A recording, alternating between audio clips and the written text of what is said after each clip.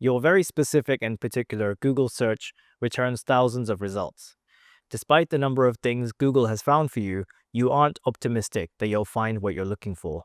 You dive in anyway, scanning every single link that the search engine has presented you with and mentally cross them out. No, no, nope, that's not it. Your eyes move down the page until you see it. A link that looks exactly like what you're looking for. Wait, this is it. This is exactly what I need, you think. You right-click and select Open in a new tab, so you can save it off to the side whilst continuing to see what else you can find. You scan desperately through the Google search page, eventually getting to the end and clicking to go to the second page. I'm actually going on the second page of Google, you think.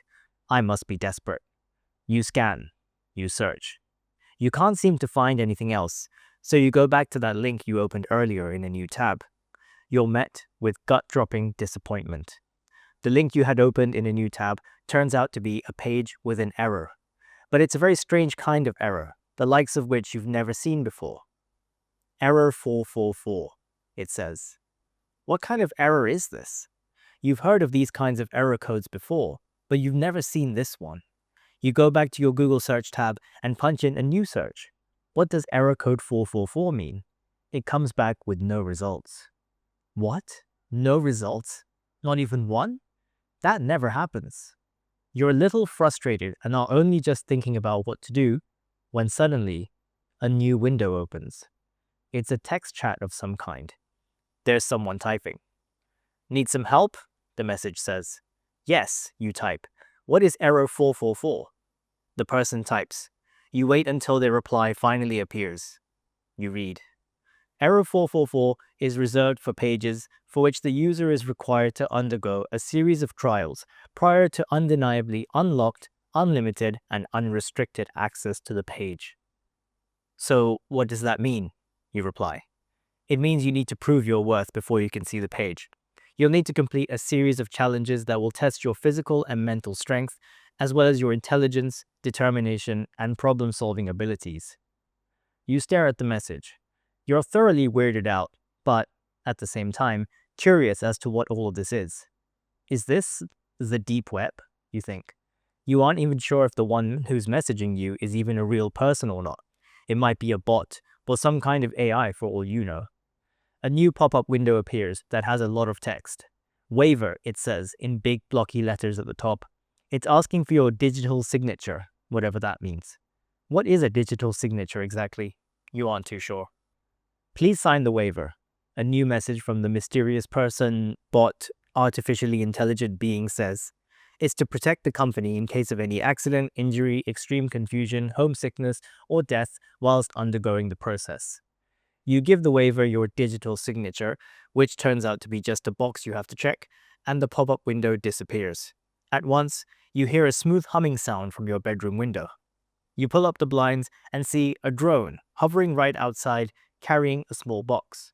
You open the window, and the drone immediately whooshes inside your room and drops the package onto your bed before disappearing out of the window.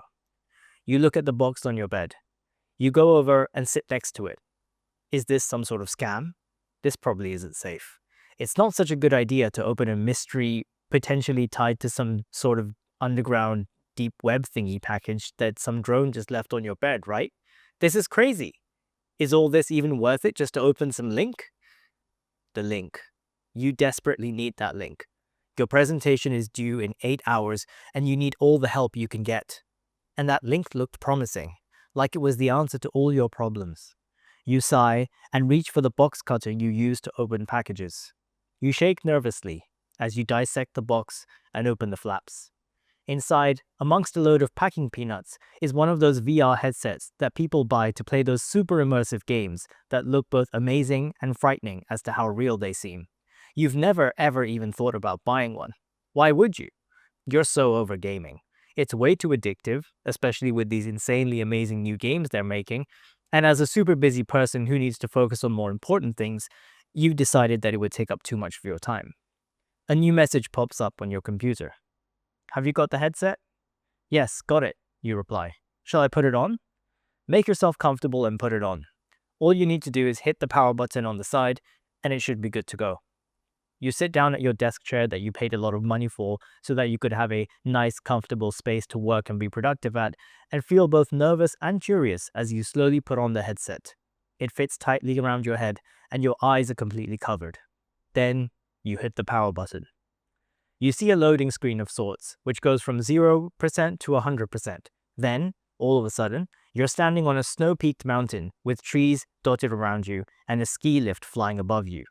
Everything is animated, but after looking at your own hands, you realize that you are too. Like magic, a message appears in front of you in thin air, floating like a hologram. Welcome to the first task. Are you cold? You suddenly realize that you actually do feel quite cold. How did they do that, you wonder? Does this headset somehow affect your nervous system to make you feel things that aren't real? You feel both amazed and creeped out at how far technology has come. You aren't sure how to respond to the floating message, so you just call out loud. Yes, I feel a little cold. Even though I'm not sure how that's possible, seeing as I'm actually sitting in my nicely heated bedroom at the moment. Don't worry about how the technology works. It's all a part of our experience. Okay, so what's next? You call out. Well, there will be 3 tasks. Of course, there's always 3. Sure, what's the first task? You have to win in a skiing race against the bear. What bear? A bear appears to your left. You look up at it. It's tall and broad and, of course, animated. It's doing that classic thing that you remember animated video game characters doing from way back in your teenage gaming days, where they're slowly bobbing up and down even when they're standing still. You chuckle. This is so silly. Are you ready? Just give the thumbs up if you are, says another floating message. You give a thumbs up to the message. The bear does the same. Suddenly, both you and the bear are both wearing cartoonish skiing gear, stripy scarves, bobble hats, and skiing goggles, as both you and the bear stand at the start of a skiing course that meanders down the mountain in and out of the dark green trees. A giant number 3 appears in the white sky above. It quickly changes to a 2, which then transitions to a 1. Then the word go appears, and you quickly begin moving your arms. You've never been skiing, but you're moving your arms like how you imagine you would if you would go skiing. You begin moving them back and forth, and, magically, you actually feel the resistance and push of your body and the snow. This all feels so real, you think, knowing that you are, in fact, still sitting on your chair at your desk. You feel the cold, the falling snow, and the momentum of your body moving as you push off the start of the course and begin sliding down the mountain. The bear is also moving, as you can see from the corner of your eye, and you swivel your body this way and that as the twists and turns of the skiing course approach you. You begin skiing pretty fast, way faster than the bear, and your speed blows a chilling breeze in your face that feels incredibly, impressively, and undeniably like a real breeze. This is pretty fun, you think to yourself. You win the race, reaching the finish line flourished with flags, and a small audience of other animated woodland creatures cheer for you as you cross the line. You feel exhausted. As you think about how the visuals of this place remind you of the visuals of the Nintendo Wii, which you played as a kid, another message appears, floating in midair. Ready for the next challenge? Yeah, you say, out of breath. Everything goes black, and all you see is the loading screen again. It goes from 0% to 100% pretty quickly before placing you in a completely different location. Now you're in a desert, you discover, with the baking hot sun beating down on you. Another message appears.